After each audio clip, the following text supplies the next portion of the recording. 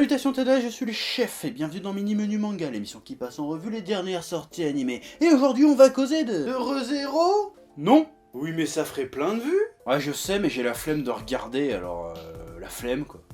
Ouais. De toute façon t'écoutes même pas tes abonnés, c'était mieux avant de toute façon. Non c'est vrai t'as raison, tout le monde s'en bat les couilles des mini-menus, je vais plutôt faire un top 25 des meilleurs Kamehameha dans Dragon Ball Z.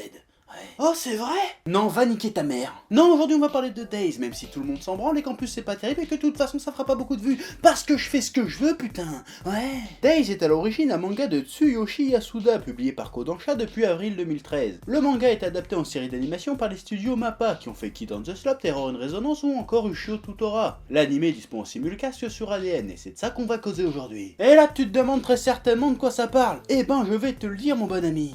Ouais. C'est la rentrée au lycée de Osefland. Le jeune Tsukushi Tsukamoto, un élève effacé, timide et un peu con, se lie d'amitié avec Jin Kazama, un joueur de foot doué et populaire. Il décide de prendre Tsukamoto sous son aile pour lui faire découvrir le monde merveilleux du football. En gros, c'est ça l'histoire. Bon, avant d'aller plus loin, faut régler un problème tout de suite. Ça là, c'est pas Jin Kazama. Hein? Ça, c'est Jin Kazama. Ça, c'est une pétasse blonde qui joue au foot. Hein? Tekken, ça a beau être un jeu de merde, il y a un minimum de respect à avoir quand même. Pas déconner. Eh mais t'es malade, tu vas te mettre toutes les fans de Tekken à dos là. Je m'en bats les couilles frère. Bon, alors qu'est-ce qu'on a pensé de cet animé? En tout cas des 5 premiers épisodes, et je précise aussi que j'ai pas lu le manga, parce que je m'en bats les couilles. Ouais. Eh bien... Pour l'instant, c'est un peu osef, hein. C'est pas totalement mauvais, il y a même des trucs super intéressants dedans, mais globalement, je me suis fait chier. Bon, on sera en droit de s'attendre à un bon petit slice of life sportif dont les Japonais ont le secret. Et ben là, ça applique la recette, mais il manque ce je ne sais quoi, hein, ce petit grain, cette petite dose de folie dont les Japonais ont le secret qui rendent les mangas de sport si captivants, si entraînants. Bon, déjà, dès le début, il y a un petit problème avec l'histoire, hein. C'est-à-dire qu'on nous présente le héros, et 30 secondes plus tard, il y a la pétasse blonde qui se pointe, et il fait « Eh, ça te dirait de faire une partie de futsal ?» Et le gars fait « Ouais, vas-y », et puis du coup, il va jouer au foot avec eux, et puis il trouve ça cool, et puis du coup, après, il a envie de faire du foot. Voilà. Bon, déjà, dès le début, il y a un truc qui déconne, hein. Je veux dire, l'introduction, c'est on voit le héros arriver à l'école, et il y a la pétasse blonde qui vient le voir, elle lui fait « Eh, ça te dirait de faire une partie de foot en salle ?» Et puis du coup, il va faire une partie de foot en salle, et puis du coup, il trouve ça sympa, et puis après, il veut faire du foot pour de vrai. Voilà, c'est tout. C'est un peu nul, quand même. Ouais. C'est pas très imaginatif je trouve, enfin je veux dire c'est juste deux inconnus qui jouent au foot et qui deviennent potes. C'est d'un banal. Pire, c'est d'un réalisme banal.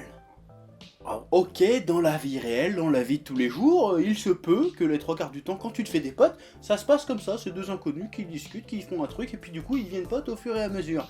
Sauf que là on n'est pas dans la vraie vie de tous les jours, on est dans un putain de shonen sur le football. Faites-nous rêver un petit peu, bordel de merde. Balancez-nous de l'épique ridiculement trop épique, du fun débile et des romances à l'eau de rose, débordant de guimauve et de paillettes, bordel de merde. Là ça se veut tellement réaliste que même si certaines scènes sont bien écrites et pleines de sens, ça reste chiant à regarder. Parce que putain la vraie vie c'est chiant à regarder, bordel de merde. Même le football est réaliste, mais pourquoi vous faites ça? C'est l'un des sports où tout peut le plus et l'exagérer pour le rendre cool et fascinant à regarder, mais non, t'arrives à le rendre chiant.